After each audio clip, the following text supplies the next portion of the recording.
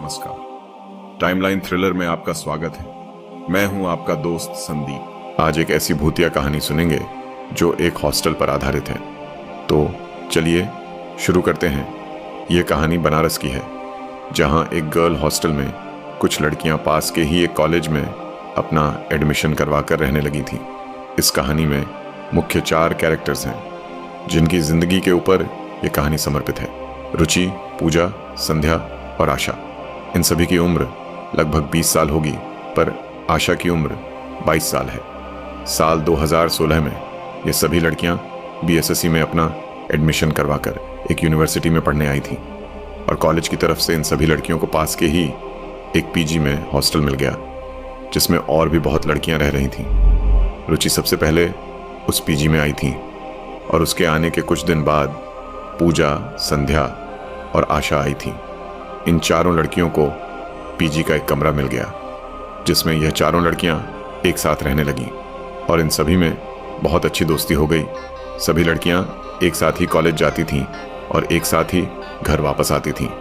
यहाँ तक कि अगर किसी को बाजार भी जाना होता तो सभी लोग साथ ही जाते थे। आशा, जो इन सभी लड़कियों में सबसे ज़्यादा बड़ी थी, उसका एक बॉयफ्रेंड भी था जो कि गांव में रहता था। आशा उससे बात करने के लिए रोज रात को 9 बजे छत पर जाती थी। आशा का यह बात करने का कार्यक्रम रोज का बंधा हुआ था।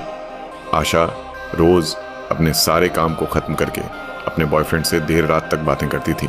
छत पर एक कोने में बहुत सारा कबाड़ का सामान रखा हुआ था, जैसे किसी ने पीजी के किसी कमरे की सफाई करके बचा हुआ सामान छत पर रख दिया हो।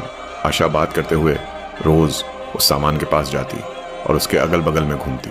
इन सभी लड़कियों का समय यूं ही गुजरा और कुछ दिन के बाद सर्दियां शुरू हो गईं। तभी एक दिन सभी लड़कियां दिन में धूप लेने के लिए छत पर गईं और उनकी नज़र कोने में पड़े कबाड़ पर गई। और तभी रुचि ने कहा, यह सब कबाड़ किसका है? आशा, शायद किसी ने अपने कमरे को खाली किया है और सारा कबाड़ यहाँ पर रखा है। तभी पूजा जाकर सारे कबाड़ को हटाने लगी। संध्या, पूजा, ये तुम कबाड़ क्यों हटा रही हो? पूजा, मैं ये देखना चाहती हूँ कि इस कबाड़ में क्या रखा हुआ है। आशा, यार यह सामान हमारा नहीं, इसे मत छेड़ो, पता नहीं इसमें क्या कबाड़ रखा है।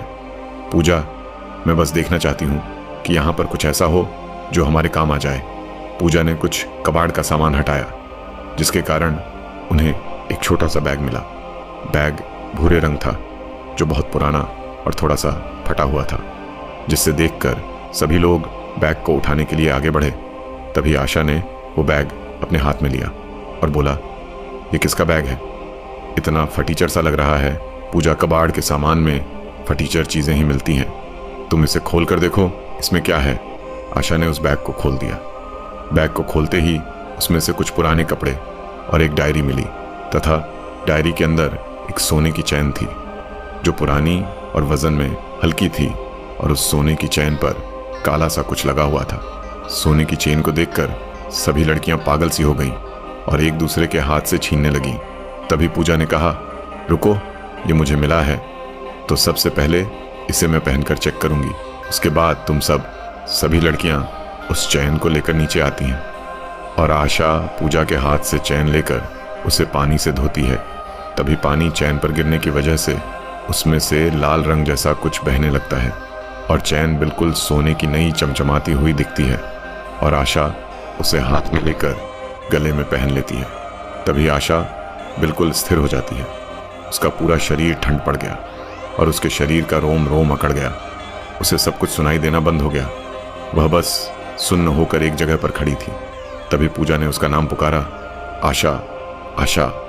आशा अपने होश में वापस आती है और चैन को गले से निकालकर पूजा को दे देती है और चैन को ना पहनने के लिए सबको जिद करती है। पूजा, तू चैन क्यों फेंक रही है? अगर तुझे नहीं पहनना तो उसे वापस दे। आशा, मेरी बात मानो, इस चेन को प्लीज मत पहनो। संध्या, पूजा, इसे छोड़, तू चैन मुझे दे, मैं पहनती हूँ, ला मुझे दे। तभी संध्या ने चैन को अपने हाथ लिया और उसे पहनने लगी और बारी बारी सभी लोगों ने उस चैन को पहनकर देखा और अंत में उस चैन को निकालकर पूजा ने अपने किताब रखने वाली एक लकड़ी के दराज में रखकर बंद कर दिया। कुछ दिन अच्छे गुजरे। सभी लड़कियां रोज की तरह अपने कॉलेज जा रही थीं, पर कुछ हफ्तों बाद एक दिन जब सब घर वापस आते हैं तब उन्हें घर पर सारा सामान बिखरा हुआ और ज़मीन पर गिरा हुआ मिलता है। सभी लोग बहुत हैरान हैं कि दरवाज़ा बाहर से बंद होने के बावजूद यह कमरे में सामान को किसने फैलाया और गिराया है। सभी लड़कियों को लगा कि यह किसी बिल्ली का काम है जो घर में आ गई होगी। रात को जब सभी लोग सो रहे थे तभी उन्हें किसी की चलने की आवाज़ आई जो कमरे के बाहर गलियारे में चल रही थी, और वह इतनी तेज़ी में चल रही थी कि आशा की आंख खुल गई। आशा उठी और उसने लाइट के स्विच को ऑन करके बल्ब को जलाया और घड़ी की तरफ देखा जिसमें उस समय 1:30 बज रहे थे। उसके बाकी लड़कियों की तरफ देखा जो उस वक्त गहरे नींद में सो रही थी। तभी आशा बाथरूम में गई और थोड़ी देर में बाहर आकर गिलास में पानी भरा और 2 घुट पिया। तभी उसे बाथरूम से पानी के गिरने की आवाज़ आई, ससर ससर सर। तभी आशा ने गिलास टेबल पर रखा और बाथरूम में चली गई और देखा कि नल से पानी बह रहा था। आशा हैरान थी क्योंकि बाथरूम से निकलते समय उसने पानी का नल बंद कर दिया था। उसने नल को फिर से बंद कर दिया और बाहर आने लगी। तभी नल से फिर पानी बाहर टिप टिप कर गिरने लगा। आशा फिर से पीछे मुड़ी और नल की तरफ देखा जहां से लगातार पानी टिप पी कर गिर रहा था। आशा ने उसे फिर से टाइट बंद कर दिया और 2 मिनट के लिए नल की देखती रही। तभी उसने एक आश्चर्य से भरी एक दृश्य देखी जिसमें नल खुद अपने आप घूमकर खुल गया और पानी खुद बहने लगा। इस दृश्य को देखकर आशा पीछे की तरफ 2 कदम आ गई और किसी चीज से टकराई और टकराते ही चिल्लाई। तभी वह पीछे मुड़ी और रुचि को देखा और इतने में पूजा और संध्या भी बाथरूम में आ गई और आशा से पूछा, तुम चिल्लाई क्यों? क्या हुआ था? आशा, यार मैंने किसी के पायल पहनकर तेज तेज चलने की आवाज़ सुनी थी तो मेरी नींद टूट गई और फिर मैं बाथरूम में गई थी, पर जब बाहर आई तो मुझे इस नल से पानी गिरने की आवाज़ आई थी। जब मैं वापस इसे बंद करने आई तो देखा कि पानी का नल खुद अपने आप खुल रहा है और मेरे आंखों के सामने ही खुल गया और पानी गिरने लगा। मुझे बहुत डर लग रहा है। संध्या, पर नल तो बिल्कुल ठीक है।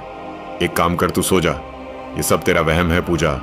हाँ यार, तू भी ना। आशा, सो जा अब, चल। कभी कभी हो जाता है ऐसा वहम। तू सो जा, कल तू देखना सब ठीक हो जाएगा। संध्या और पूजा की बात सुनकर आशा चली गई और उसकी आंख लग गई। ये बोलकर रुचि, संध्या और पूजा हंसने लगी। सुबह सभी कॉलेज के लिए निकल पड़े। कॉलेज के बाद शाम को सभी लोग अपने हॉस्टल में वापस आ गए और रात का खाना खाने के बाद बैठकर जब सभी लोग बातें कर रही थी तभी आशा का फ़ोन रिंग करता है। वह अपना फ़ोन चेक करती स्विंगाल उसके बॉयफ्रेंड का फ़ोन था।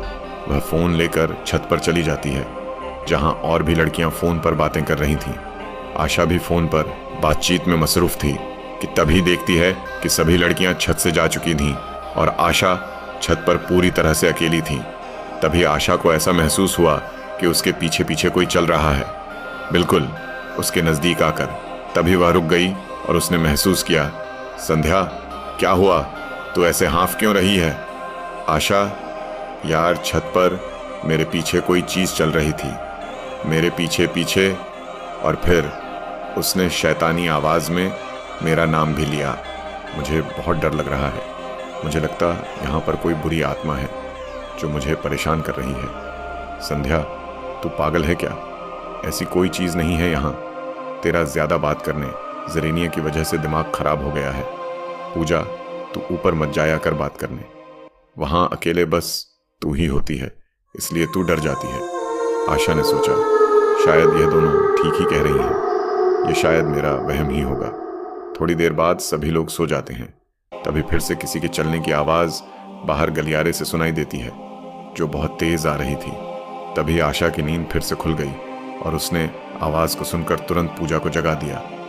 पूजा, क्या हुआ आशा? यह आवाज़ सुन ऐसा लग रहा है जैसे कोई पायल को पहनकर तेज चल रहा हो गलियारे में। पूजा को यह आवाज़ साफ साफ सुनाई दी और उसने जल्दी से संध्या और रुचि को भी जगाया। संध्या, क्या है यार, इतनी रात को क्यों जगा दिया तूने? पूजा, यह आवाज़ सुन पहले जो बाहर से आ रही है। अब यह आवाज़ सुनकर सभी लड़कियां घबरा गईं। तभी रुचि ने कहा, यार किसी को नींद नहीं आ रही होगी, इसीलिए वह गलियारे में घूम रही है। तभी आशा खड़ी हुई और दरवाज़ा खोल दिया। दरवाजे के खुलते ही एक ठंडी हवा का झोंका अंदर कमरे में घुसा और पूजा को धक्का लगा, जिससे वह पीछे की तरफ आ गई। तभी सभी लड़कियां निकलकर गलियारे में आईं और अपने चारों तरफ देखा, पर उन्हें कोई भी दिखाई नहीं दिया। पूरे गलियारे में कोई भी नहीं था। सभी बाकी लड़कियों का दरवाज़ा भी बंद था। सभी लोग वापस से अपने कमरे में आ गए और दरवाजे को बंद कर दिया। तभी कमरे की लाइट चली गई और पूरे कमरे में अंधेरा हो गया। पूजा, एक तो लाइट चली गई है और ऊपर से तू और मजाक कर रही है, अब मोमबत्ती ढूंढ। तभी बाथरूम का नल अपने आप खुल गया, जिससे पानी गिरने लगा। तभी रुचि ने मोमबत्ती ढूंढ लिया और मोमबत्ती को जलाया और मोमबत्ती को लेकर सभी लड़कियां एक साथ बाथरूम में गईं और देखा तो नल से पानी अपने आप निकल रहा था, जैसे किसी ने नल को चालू किया हो। आशा, तू पागल है क्या? इतना सब कुछ हो रहा है और तू बार बार बस कुछ अलग ही बात कर रही है। पूजा और आशा दोनों इस बात को लेकर बहस कर रही है कि तभी रुचि और संध्या धीमी आवाज में आशा को कहती है, रुचि, आशा, आशा, वहां कोने में देख। संध्या, यार कोने में देखो प्लीज, कौन है वहां? रुचि और संध्या डर के मारे बिल्कुल स्तंभ जैसी एक जगह पर खड़ी थी और आशा और पूजा को कोने में देखने को कह रही थी। आशा और पूजा ने बाथरूम के कोने में देखा, जहां पर एक काला साया खड़ा था जो बहुत ही भयानक दिख रहा था। वह काले रंग का था और उसमें से काले धुएं जैसे कुछ हवा में उड़ रहा था और उसकी आंखें पूरी तरह से लाल थीं। सिर्फ उसकी लाल आंखें ही दिखाई दे रही थीं। उस काले साया को देखकर आशा और बाकी की लड़कियां भागकर दरवाजे की तरफ भागी और चिल्लाने लगी, पर तभी उनकी मोमबत्ती हाथ से छूटकर जमीन पर गिर गई और बुझ गई, जिससे कारण कमरे में घनघोर अंधेरा हो गया। सभी लड़कियां जोर जोर से चिल्लाने लगीं और दरवाजे को खोलने की कोशिश की, पर तभी उन्हें एहसास हुआ कि दरवाजा अंदर से नहीं बल्कि बाहर से बंद है। सभी लड़कियां डर के मारे बुरी तरह से चिल्ला रही थीं और दरवाजे को पीट रही थीं। इन सभी की चिल्लाने की आवाज सुनकर बाकी दूसरे कमरों की लड़कियां इनके कमरे के बाहर आ जाती हैं। सभी लड़कियां जोर जोर से चिल्लाने लगीं और दरवाजा खोलने की कोशिश करती हैं, पर दरवाजा बिल्कुल भी नहीं खुल रहा था। तभी आशा रोते हुए दरवाजे से लगकर जमीन पर बैठ जाती है और फुट फुट कर रोने लगी। पूजा, संध्या और रुचि भी उसे घेर कर बैठ जाती है और रोती है। तभी वह भयानक आत्मा बाथरूम से निकलकर बाहर आई, जिसके आने पर पायल की तेज तेज छन छन छन की आवाज आ रही थी, जो अंधेरे में एक भयानक और डरावनी परिस्थिति को पैदा कर रही थी। लड़कियां उस आत्मा को बाथरूम से निकलता देख बहुत जोरों से चिल्ला रही थी। तभी वह भयावह आत्मा बाथरूम से चलकर पूजा के पास आती है और झुककर पूजा को देखती है। पूजा और बाकी की लड़कियां बिल्कुल स्तब्ध होकर उस प्रेतनी को देखती हैं। उस प्रेतनी की लाल सुर्ख आंखें पूजा को देखती हैं और पूजा उसे देखकर चिल्ला चिल्ला कर रो रही थी। तभी पूजा अचानक से चुप हो जाती है और एक भद्दी सी आवाज में हंसने लगी और कुछ देर हंसने के बाद पूजा अचानक से बेहोश होकर जमीन पर गिर पड़ी।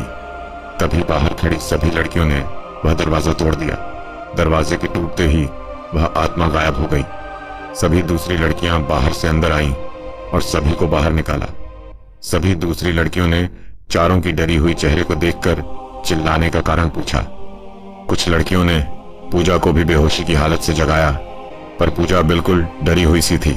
ऐसा लग रहा था जैसे कि वह किसी दूसरी दुनिया से आई हो। सभी तीनों लड़कियों ने बाकी की सभी दूसरी लड़कियों को बताया कि कैसे किसी आत्मा ने अगल अलग तरीके से उन्हें डराया है। उनकी बातें सुनकर बाकी की लड़कियां भी बहुत डर गई थीं। सभी लोगों के बीच में डर का एक माहौल बन गया था। तभी दूसरी लड़कियों ने उन चारों को अपने साथ उनके कमरे में रहने को कहा। अब तक ये बात पूरे हॉस्टल में फैल चुकी थी। फिर सुबह उस हॉस्टल का वार्डन आया और उसने चारों लड़कियों से पिछली रात के बारे में विस्तार से पूछा कि यह सब कैसे शुरू हुआ। तभी वार्डन ने एक तांत्रिक को बुलाया और जैसे ही तांत्रिक आया उसने भी सभी लड़कियों की बात सुनकर तंत्र मंत्र शुरू कर दिया। जैसे ही तांत्रिक ने मंत्र पढ़ना शुरू किया, पूजा अपनी जगह पर कुछ बुदबुदाने लगी और थोड़ी देर के बाद तेज तेज चिल्लाने लगी और हंसते हुए बोली, पूजा, तू मुझे कुछ भी नहीं कर सकता तांत्रिक। तू अभी बच्चा है, तू मेरा कुछ भी नहीं बिगाड़ सकता। पूजा बहुत ही भारी आवाज में चिल्ला चिल्ला कर बोल रही थी, जैसे उसके अंदर कितनी ही आत्माएं घुस गई हों।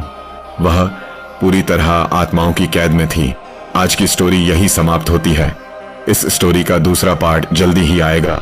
अगर आपको यह वीडियो पसंद आया हो तो इसे लाइक करें, शेयर करें और कमेंट्स में अपनी राय दें। हमारे चैनल टाइमलाइन थ्रिलर को सब्सक्राइब करना न भूलें। हम जल्द ही फिर मिलेंगे कहानी के अगले भाग के साथ। तब तक हर हर महादेव।